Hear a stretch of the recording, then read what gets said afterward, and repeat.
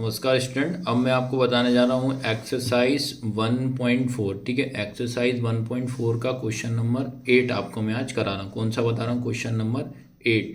बहुत सिंपल सा है, एक बार में आपको समझ में आ जाएगा। क्या लिखा है? निम्नलिखित समुच्चय युग्मों में से कौन से युग्म, क्या लिखा है, असंयुक्त बोल रहा है। क्या बोल रहा है? असंयुक्त का मतलब मैं बताऊंगा। Which of the following pair of a set are disjoint. क्या बोल रहा है? डिसजॉइंट।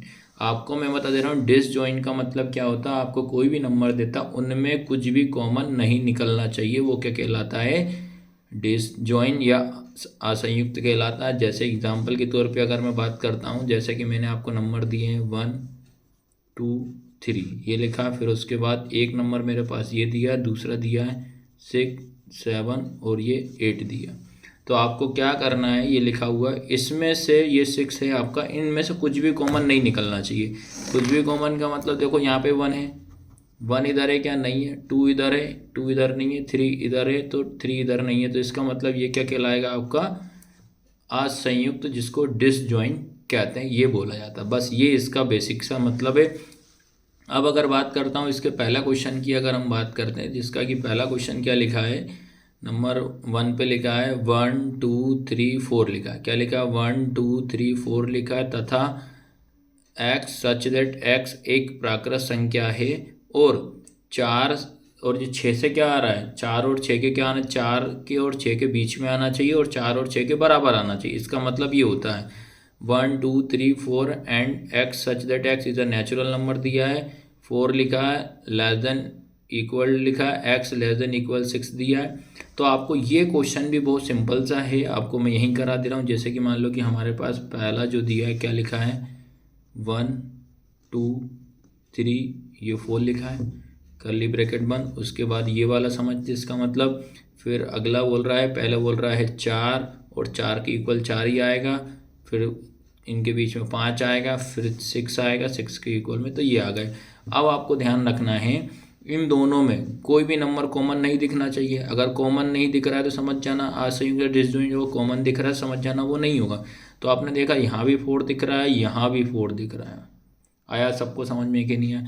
तो इसका मतलब क्या हो रहा है? 4 जो हो रहा है दोनों में हमारा कॉमन दिख रहा है, और इसलिए याद रखना है ये हमारा दोनों इक्वल नहीं होगा, ये डिसजॉइंट नहीं होगा। याद रखना, इसमें क्या लिखोगे आप?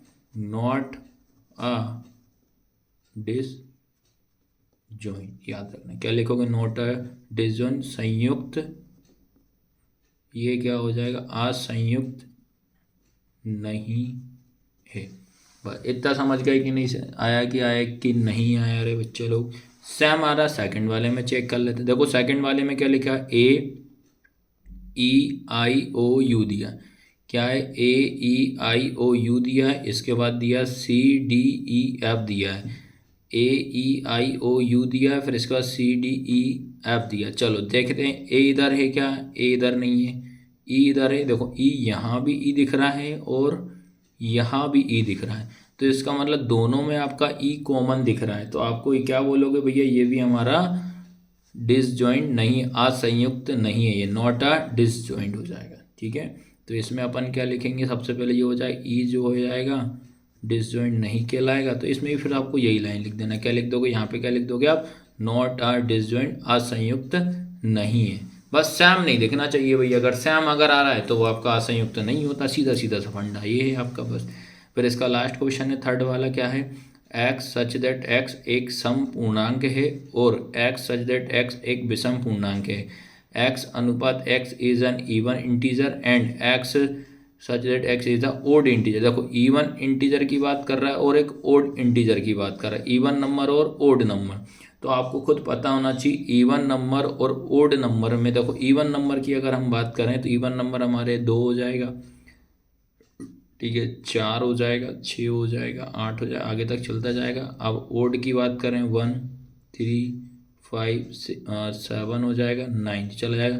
अब इनमें बताओ, 2 यहाँ है, 2 इधर दिख रहा नहीं है, 4 भी नहीं दिख रहा, 6 भी नहीं दिख रहा, 8 भी।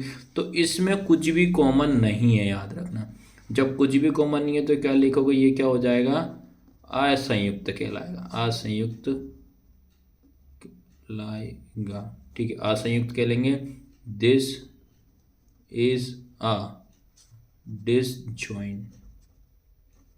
समझ में आया कि नहीं? सीधा सिंपल ये समझना है कि अगर कॉमन दिखता है तो क्या होगा, वो डिसजॉइंट नहीं होगा, ठीक है। और कॉमन नहीं दिखता है तो वो आपका डिसजॉइंट कहलाता, असंयुक्त कहलाता। तो 8th का आपको इस तरीके से सॉल्व करने हैं सारे क्वेश्चन।